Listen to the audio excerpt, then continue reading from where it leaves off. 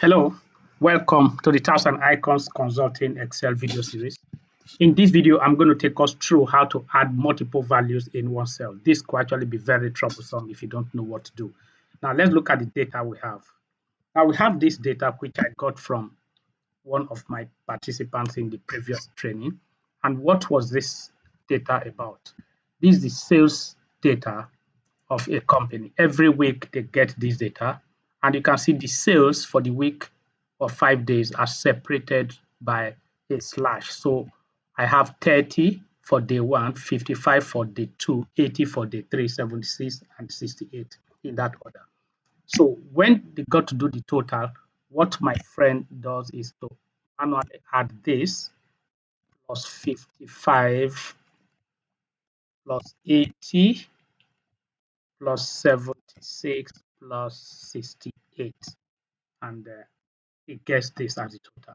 Now you can imagine how cumbersome that will be if it now starts doing for say 100 staff. So what is it supposed to do? Now we're going to look at a function called the test split used along with the sum function. The first thing it's going to do is to add those values. So we're going to say sum. I know the sum will ask you which number do you want to add. Now, I want to use the abs function, which brings an absolute value, and I'm going to say test split. Now, when you say test split, you actually say you want to separate a particular test in a cell. So I'm trying to separate this cell using the delimiter and add the separated element of it. So which test am I going to split now? And sum is this particular test.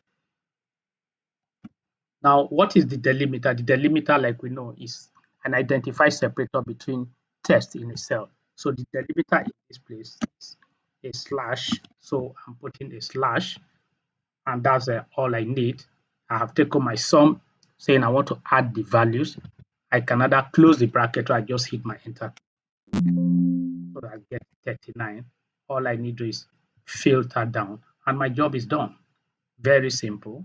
So I can now bring out my formula the way I always do, so we can actually evaluate this formula. This is the formula I've used. You can see I'm actually adding, which is the sum. Now I've used these apps here, so I can give me the absolute values without any negative or positive sign.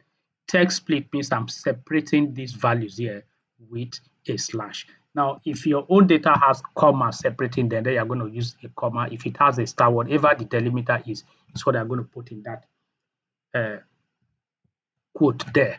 So having done that, you know that your work is done and you can now begin to do your analysis. Thank you very much for listening. In other videos, we're going to see much more of what Excel can do.